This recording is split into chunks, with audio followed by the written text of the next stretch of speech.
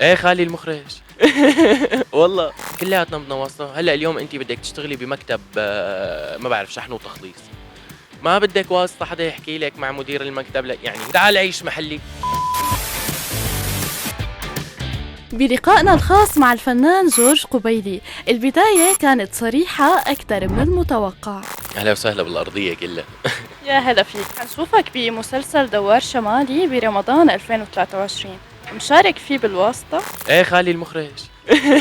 والله ايه خالي الاستاذ عامر فهد هو المخرج. فجأة هيك قال لي حبيبي رح ابعث لك دور حلو، شوفه. قريته وحبيته كتير، عطاني فرصة كتير مهمة، كتير مهمة. طيب ما بتنزعج بس ينحكى عن موضوع الاستفادة من الواسطة؟ ولا 1%. كلياتنا بدنا واسطة. هلا اليوم انت بدك تشتغلي بمكتب ما بعرف شحن وتخليص، ما بدك واسطة حدا يحكي لك مع مدير المكتب، لا يعني هي الحياة فرص، وهو المكان اللي أنا بحب أشتغل فيه. إذا ما قدرت أو ما حدا دعمني أو ما بتصير المسيرة شوي طويلة، هو يمكن عم بيختصر لي معارف، عم بتعرف على أساتذة وعلى أشخاص وعلى شرك إنتاج وعم بتعامل معهم، خلص بيعمل لي إنه أنا هون مكاني. أنت شو ممثل، شو بتعمل، كيف بيرجعوا بدقوا لك، بيحبوك ما بيحبوك، هيدا شق تاني كليا يعني. بيقولوا الولد تلتينه للخال. اليوم جورج شو أخذ من الأستاذ عابد فهد؟ والله اخذ كل خير.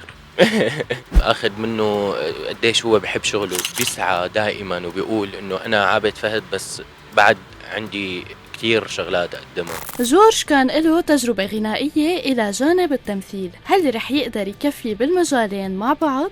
بسمعها هيدي تبع حامل 500 بطيخة بإيد وحدة تعال عيش محلي وشوف الظروف اللي انا فيها. بسمع كتير بس بدك تعملي اللي انت بدك اياه لتستمري، ما حدا عايش محلك ابدا. انا حدا عملي بالحياة، ما بحب اقعد اي شيء تاني بحس فيه بزنس شغل كذا بكره يمرق وقت ماني عامل فيه شيء، حتى لو على مستوى اليوم. يعني انه انا برجع على البيت بدي احط راسي نام، انا لازم بهذا اليوم كون عامل شيء انجز، ما بعرف اي شيء. وشو اللي عم يخليه يتأخر بإصدار أغنية جديدة خاصة فيه وبصوته؟ ما بدنا حبك وحبيتيني وخانك وخنتني ورحنا وما عرفتي.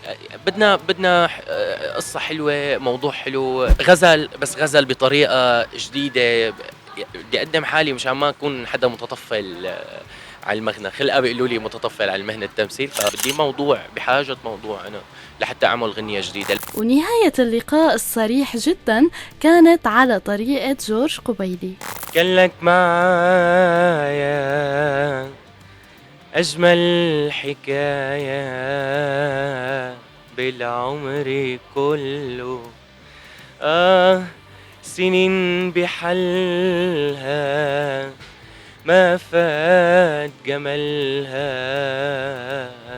على حبي قبله سنين ومرت زي الثواني